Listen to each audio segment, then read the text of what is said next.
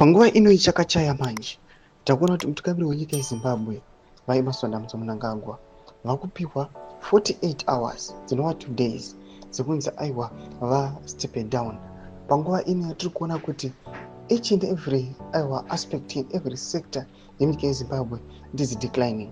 People are resisting the 2030 push.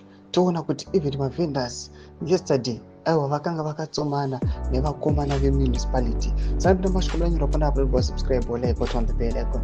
Timira vana vakaendo fadzema ramudanyira chiti.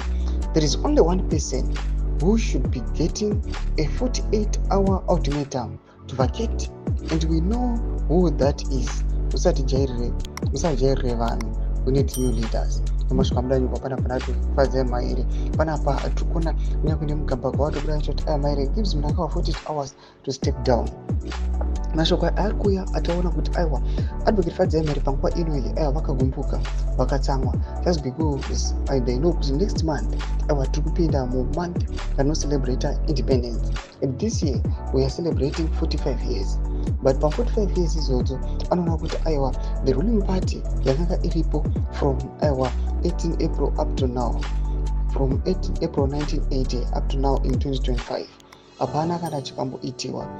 Pakasiyiwa nevakomana naSmith ndo pangosiyirwa ipapo vakatanga kudowngrade vachidzika kuzasi. Panapa she is very toxic. Achiona kuti the same government iri kufeila kuprovide majobs. It is now working towards vendors ichibata ichitora stock vendors. I do not know kuti vanoitora vachinoishandisa kana vachinoisa kupi.